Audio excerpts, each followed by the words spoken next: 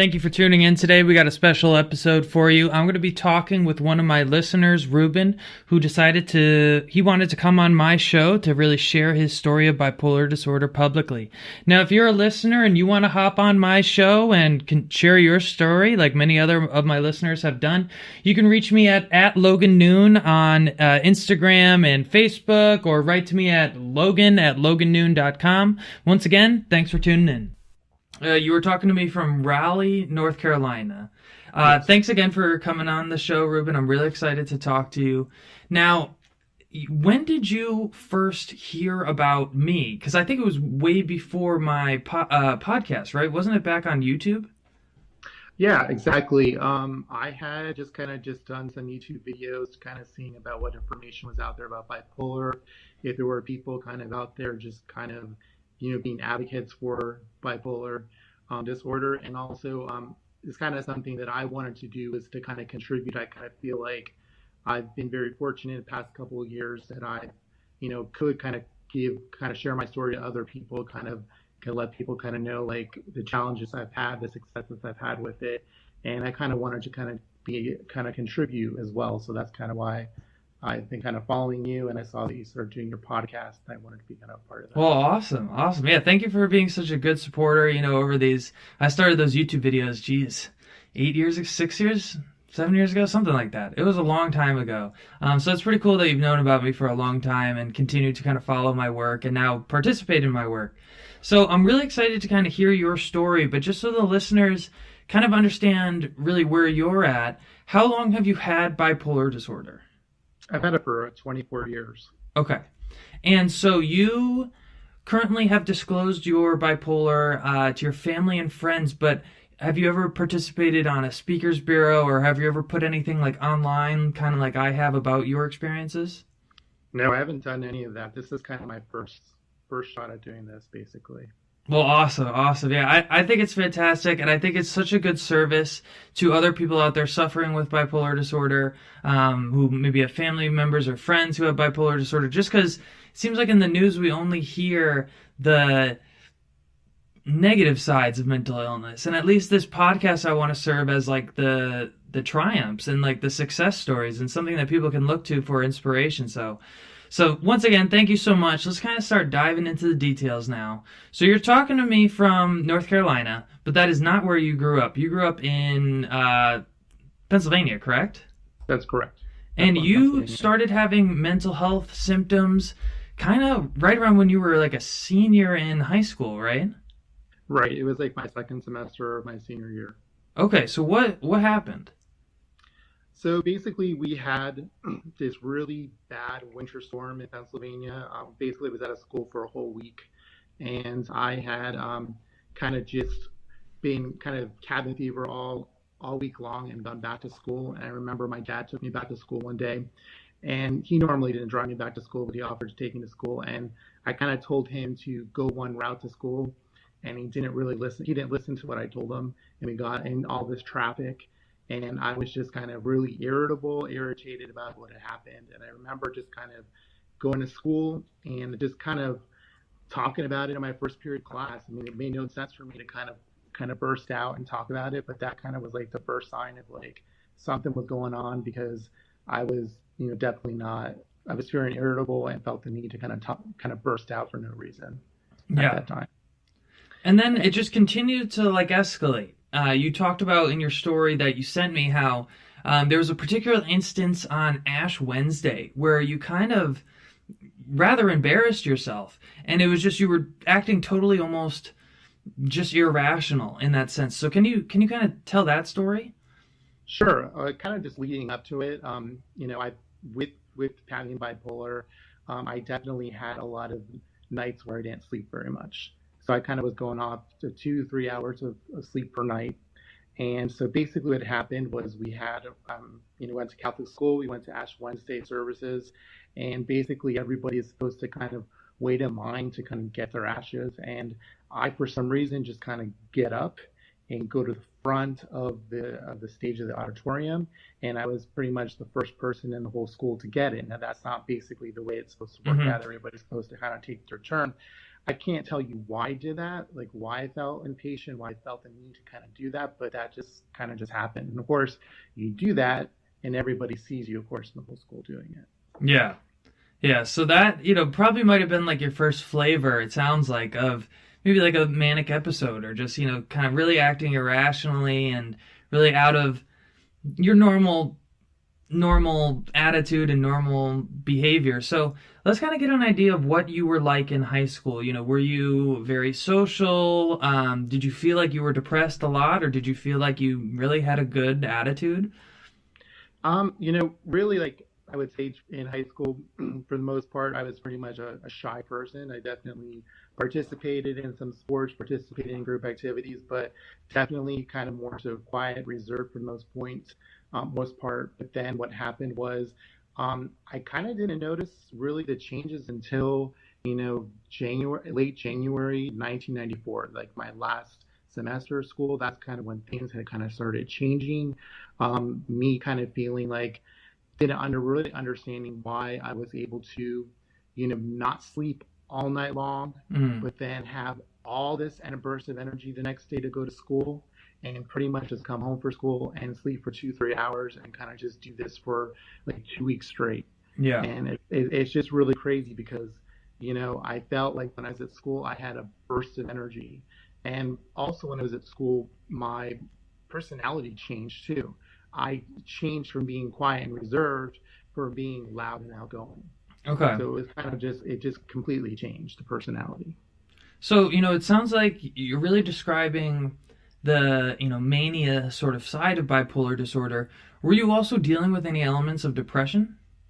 Definitely. There were times when something would happen in school and I would just, burst out and start crying. Okay. There were times where I had outbursts of crying. So it wasn't just all the mania of being really happy, but then there was also like the downfall. Like you would be high one moment, and then you would just like crash, and you would just like start crying and be depressed. Yeah. Okay. So how did you eventually seek treatment and start to receive psychiatric care and, treat this issue that was going on with you? And you must have been, what, 18 years or 17 years old at that time? 17 years, yeah, 17 Okay. years old. So basically, my teachers had noticed they saw changes in me, so they pretty much, basically, I had gone home sick one day, and basically my mom came to pick me up, and at that point, the nurse pretty much gave my mom orders and told her, you have to basically go take him to this place. They basically were good about they told my mom where she needed to take me, and I basically had some type of initial psychiatric evaluation. I completely had no clue what that was all about. Still, I was kind of in the denial phase that anything kind of was wrong with me. So I really didn't take it very seriously. But after my evaluation that day, so this was basically the next day following that whole Mm-hmm. Ash Wednesday episode, my mom actually was told by the psychiatrist that they had to take me to the hospital. So my dad was traveling for business that day, so my mom was the one basically had to do all the work and take me to the hospital that evening. I still was pretty much in denial, but basically I was admitted to the adolescents psychiatric ward in Pennsylvania, and basically I was there for, believe it or not, I was there for like a month and a half. So I was there for Yeah. quite a long time. It was not just like in one day or out the next week. It was there for a pretty long time. Well, I would like to really talk about that experience because when I was reading your story, I was really sort of surprised by some elements of that because you said, you were there for a month and a half, and I'm sorry you were there for so long. That must have been rather challenging. But me thinking that you you said that experience was rather positive because maybe it started moving you in the right direction, but also in that experience you talked about how um, you had a roommate that you didn't necessarily get along with. You had a dispute over art, and then it led to you having to get actually restrained. And so, but you still viewed it as a positive experience. So can you tell us about like what it was like being in that hospital, what it was like, dealing with a roommate that you didn't really like at the beginning, and how you still maintained like a positive outlook on that experience? Well, I think basically what it was, and in terms of the roommate, it was really not his fault. It was more so my fault because what happened was, again, I was very ill, very depressed, very, going through my bipolar episodes, and again, in very much denial. So I walk into the hospital and they throw me with a roommate, and they had tried to give me some type of medicine to kind of just calm me down. Mm. And I didn't take the medication. I actually went to the bathroom and I threw it away. So basically, what happened was that first night, again, I was still pretty much, restless at night, and I pretty much just wrote over his artwork. I just drew. I mean, that was not Hmm. his fault of his own. That was artwork that he drew himself, and I was in, my state, and I just pretty much just took a crayon and scribbled all over it. And so it was so. But basically, what I was referring to in terms of a positive experience was the hospital was very structured. They had a very good, I think, good way of handling things in terms of, we wake up and we had to go to a morning meeting. Then during the day we had to go to, they basically called it school. They basically, everybody was doing schoolwork for a couple hours a day. Then you had a therapy session. I remember, like, every afternoon before dinner you had to do that. Then you had a session in the evening after dinner. And you had like another meeting with the group. Also, what they try to do is they kind of assigned you with somebody. So you had a counselor there, and that person would say to you, "Okay, folks, today I want you to work on trying to be more positive, or trying to do certain things."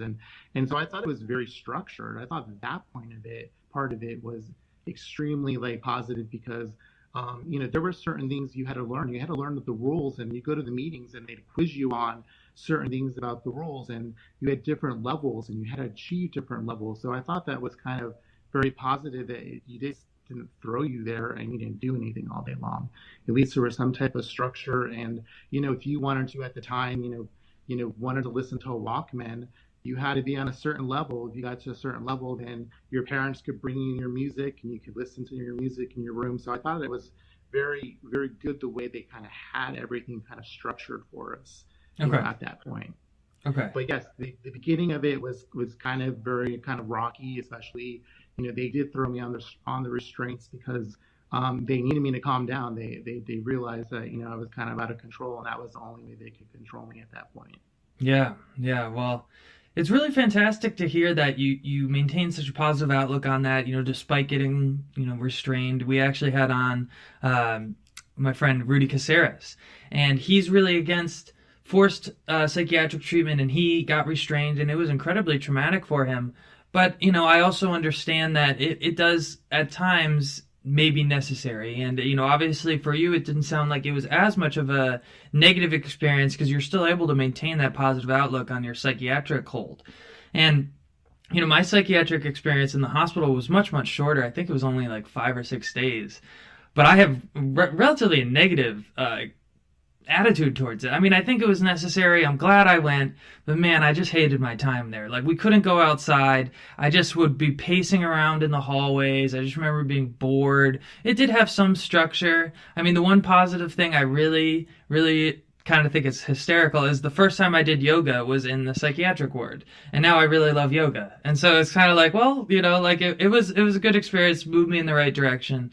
So now, what I always tell people, and really what my experience was, I assumed the hardest part of treatment would be the time in the hospital. I thought, like, oh man, this is gonna suck. I just want to leave. I just want to leave. I just want to leave. But what I found was actually much more difficult the time immediately after the hospital. So what was it like leaving the hospital? You're in there for a month and a half. You miss so much of school. How did you tell people yo, where have you been for the past 6 weeks? You mentioned how your school was very accommodating, but can you tell us what they did to really help you out? Um, well, what they really did, which really helped me out, is even though they gave me all this work to do, and quite honestly, I couldn't really do the work because I think I mentioned to you, my concentration was horrible. Mm-hmm. So I mean, I couldn't do any of it really, and my writing changed. My writing was so not even straight. I mean, I couldn't do anything really with the schoolwork. But what they did was they came to me and they said, okay, you missed a whole quarter of school, and they're very accommodating. They said, whatever you get your fourth quarter, those are your third quarter grades. Oh, Don't wow. worry Okay. about don't worry about don't worry about having to, you know, make up any of that work. I didn't have to make up any of the tests. I didn't have to do any of it. So I was very fortunate because I mean, I was pretty much going to graduate and had everything kind of ready to go, but they were very accommodating that they were just like, this is all you have to do. But so that was, they were accommodating in that sense. In terms of telling people, I pretty much only told like certain close friends kind of what happened, and I think everybody else pretty much just kind of stayed out of my way because I didn't look so great. Mm. You know, they could tell. I mean, I was pretty much heavily medicated. I pretty much, you know, looked like I was tired all the time. So people pretty much just stayed away from me. I think maybe some people did it too out of fear because the Yeah. way I looked, you know, not knowing really what was going on. So they just pretty much, it was pretty much just my close friends kind of knew exactly kind of what happened, and teachers. But I think the rest of the people kind of were just kind of just backed off. Yeah. Well, that sounds terrible, to be honest, and really challenging. And I remember when I left the psych ward, it was really hard for me to kind of. I didn't tell my friends really what happened, and they kind of would say like, "So did you have a nervous breakdown?" And I would just be like, "Yeah, yeah, let's call it that." And not saying that no, it was a full blown manic episode. I was basically auditory hallucinating, paranoid, but whatever. And so, when did you really start to notice significant improvements in your bipolar disorder? Was it, once you finally left high school, or like what changes did you make in your lifestyle that you really started to notice improvements to your management of this illness? I think it was, believe it or not, for me, I think it was more so after like my sophomore year of college, just because I think I mentioned to you, they did this type of trial with me where they took me off the medication. Mm-hmm. So I was on the medication for 1 full year, and I think if I would have stayed on it, it would have maybe been a little bit quicker.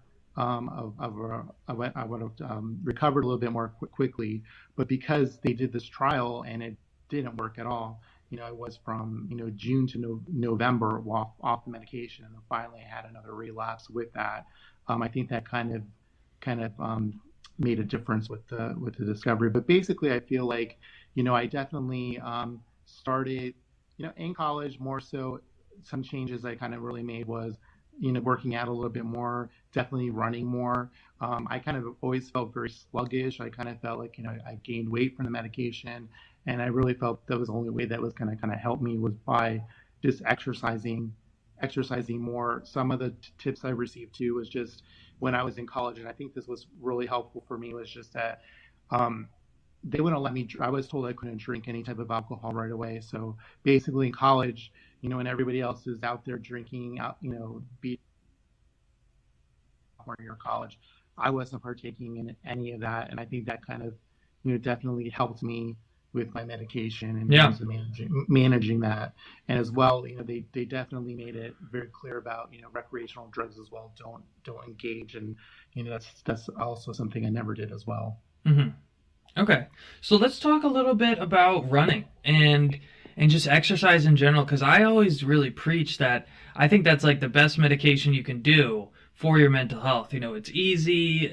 Well, let's call it cheap. It's not necessarily easy, but just getting out there and doing any exercise. Like right now, I'm in recovery from a surgery, and yesterday was the first time that I was able to exercise in about 2 weeks.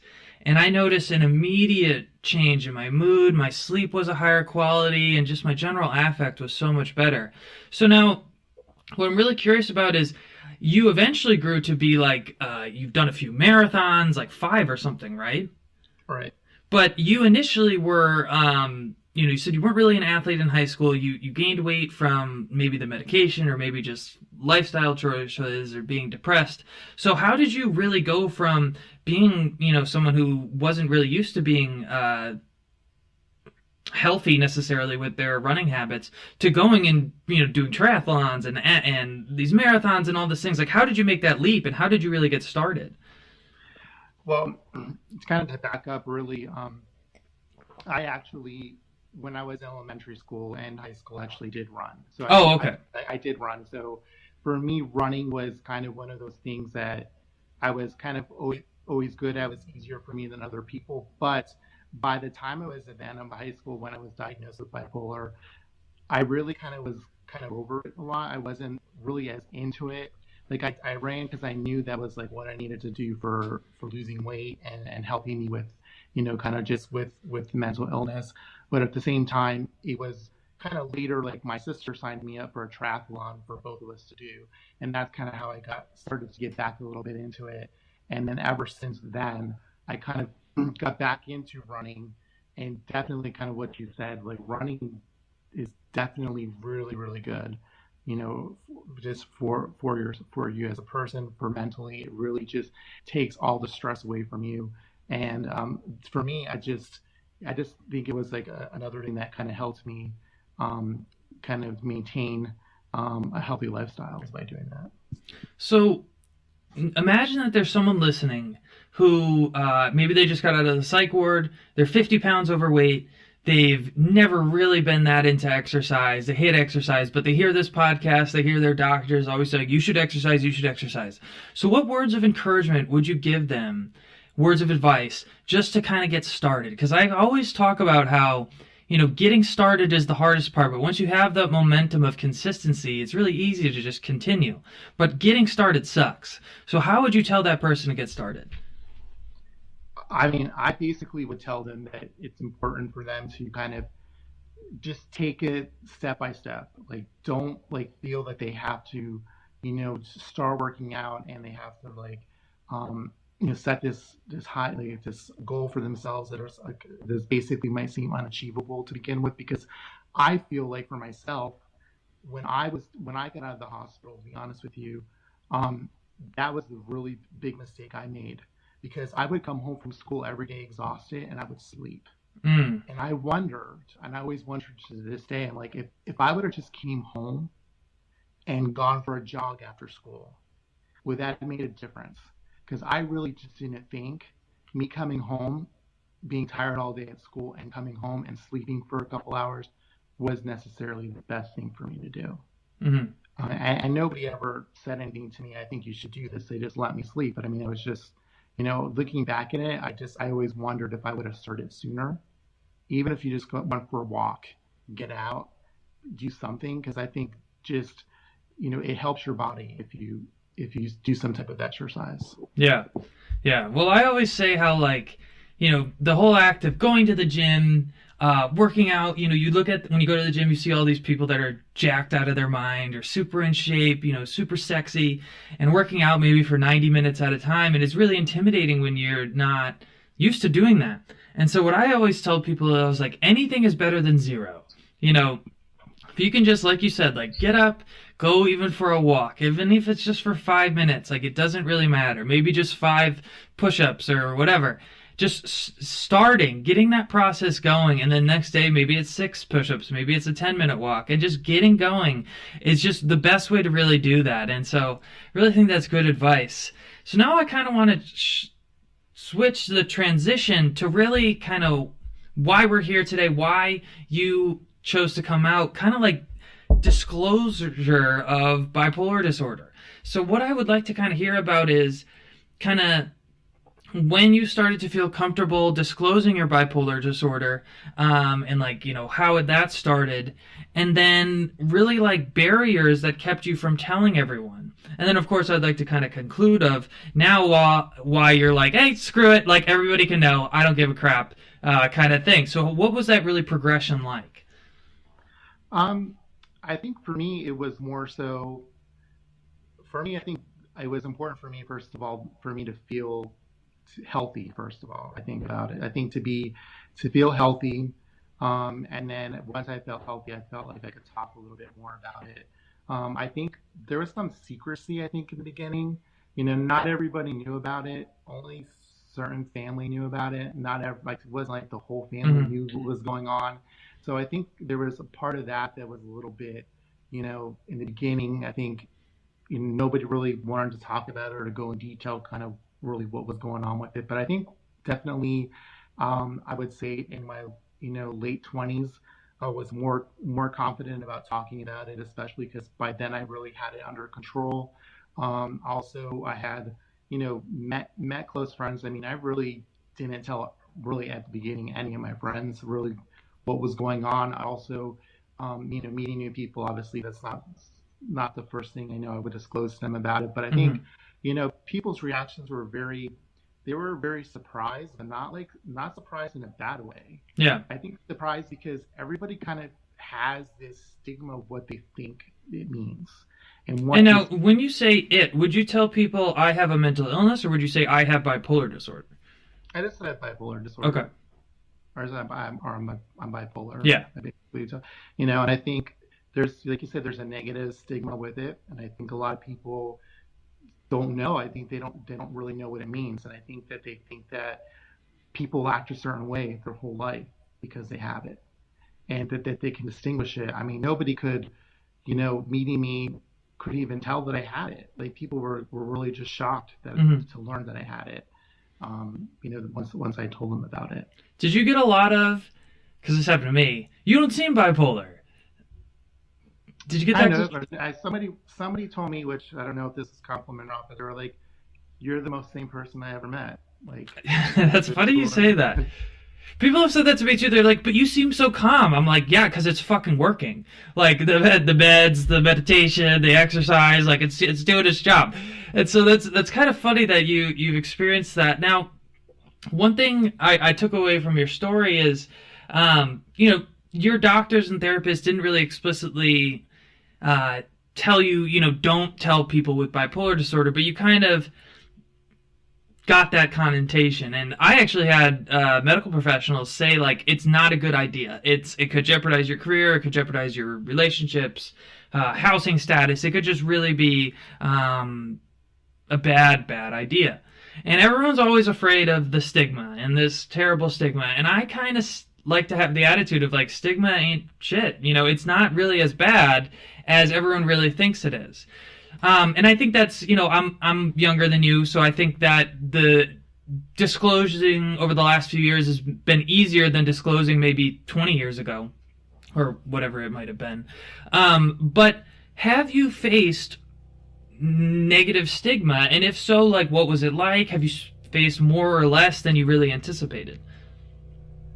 um, I think the only thing would be stigma would just be like people trying to think, if certain not my immediate family, but maybe other people in the family thinking that I can't do certain things because I have this.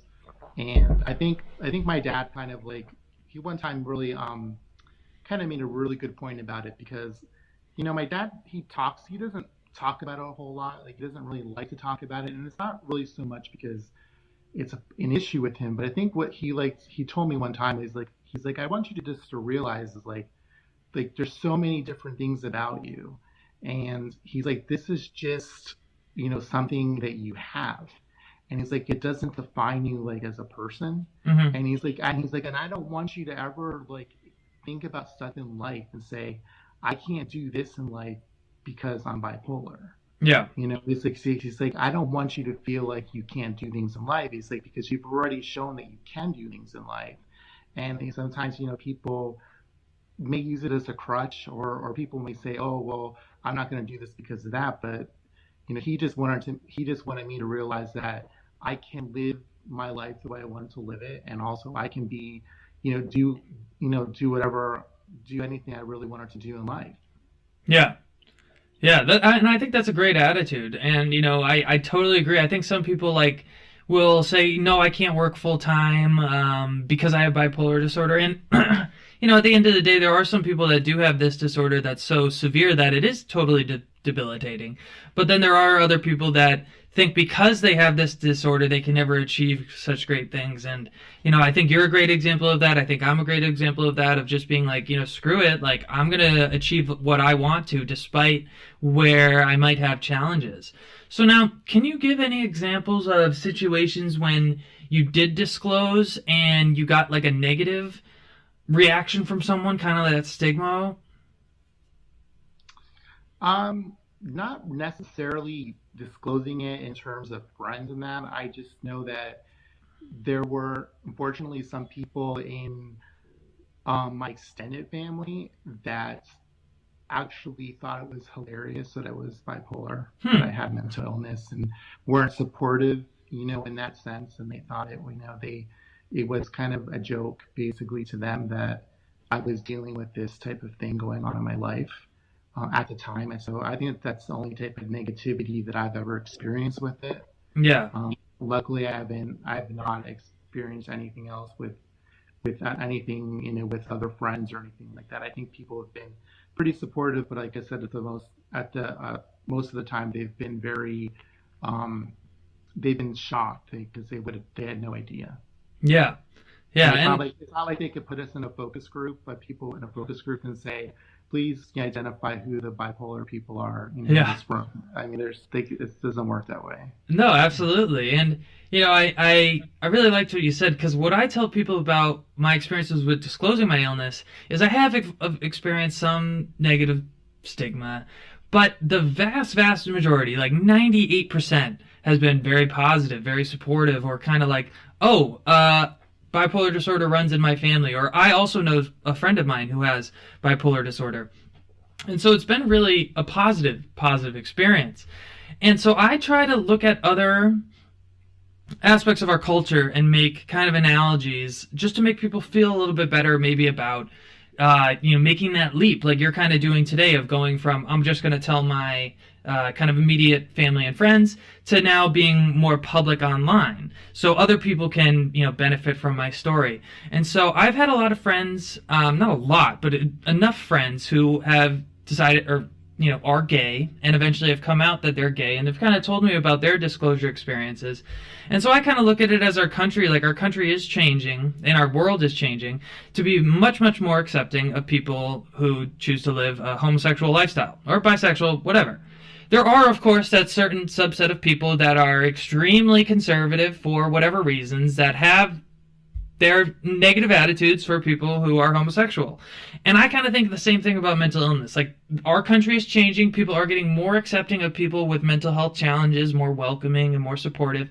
There, of course, are going to be those few people that are probably never going to change and are always just going to be assholes towards people like me and you who have mental illness. So I think if people kind of have that attitude and almost expectation, like, okay, I am going to face maybe some stigma. Maybe some people are going to say some dumb things. Maybe some family members are going to be total idiots and totally unsupportive. But the vast majority of people will be supportive. And because I just think it's so much healthier to live like we're living, where you just tell people about mental illness. I absolutely hated those periods of my life where I was ashamed and I felt all alone about my bipolar disorder. And I just think it's a horrible way to live.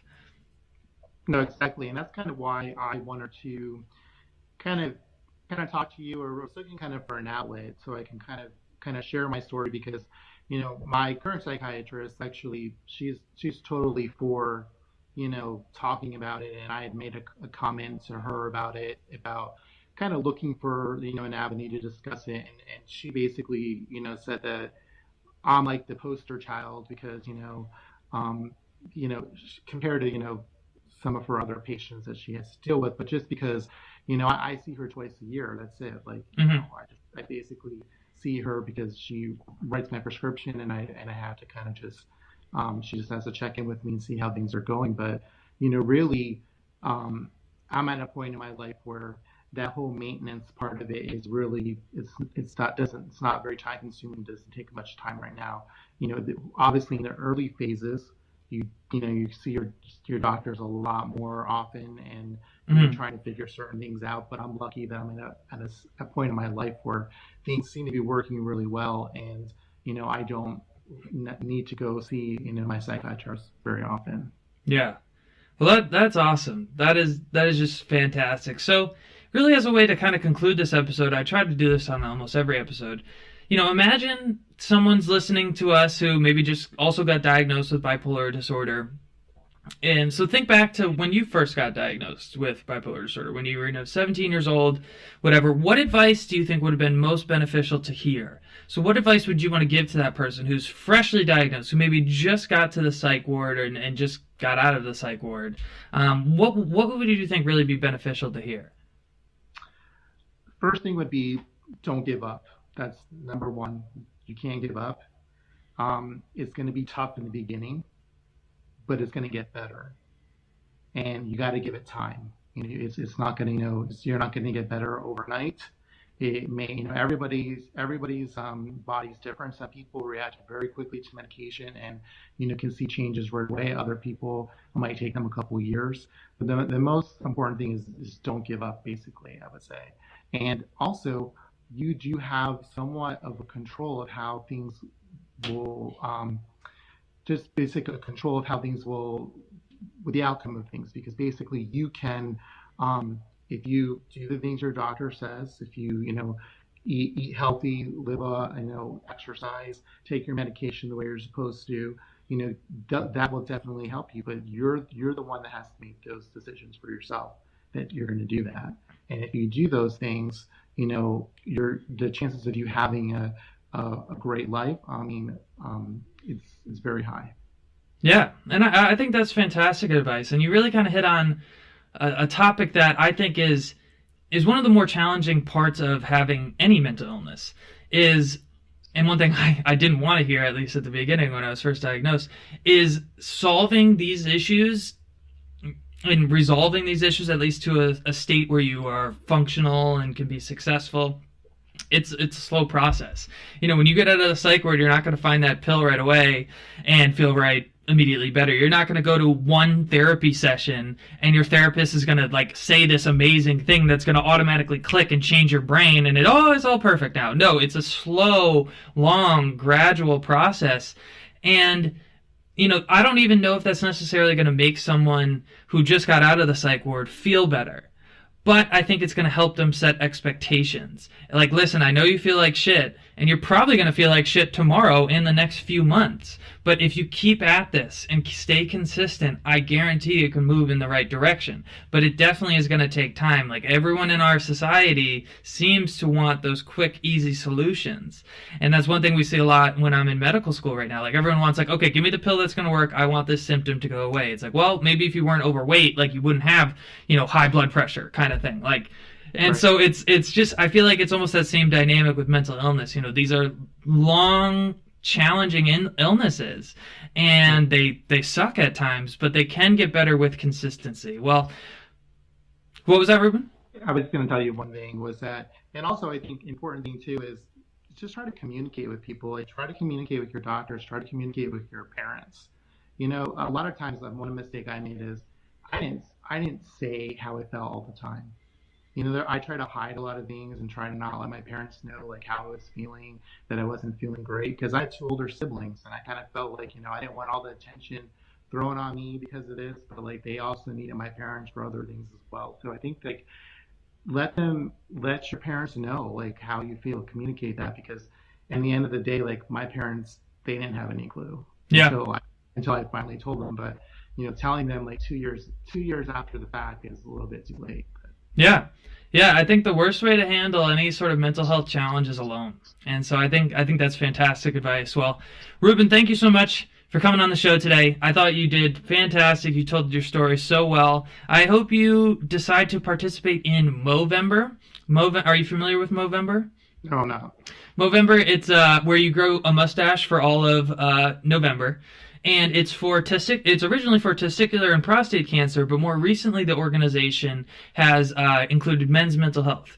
Because I think men just have a different series of challenges when it comes to mental health than maybe women. I think women are a little bit more comfortable talking with other women about their mental states, and us men just, maybe keep everything inside and punch a wall or drink a whole bottle of whiskey or something. We just behave differently when it comes to mental health. But you're really an inspiration to so many people out there living with mental illness. Thank you so much again for coming on the show today. Any last piece of advice that you want to give our listeners?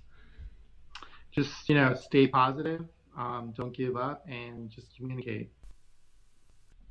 Thank you for tuning in. Be sure to tune in next week to talk mental health with Logan Noon. I'll have on my classmate and good friend Megan. She was actually my first guest on this show, episode 2. In that episode, she talks mostly about her OCD. And then in this new episode, she's going to talk about how she was newly diagnosed with ADHD while in medical school. So it's going to be a good one. Be sure to tune in next week to talk mental health with Logan Noon.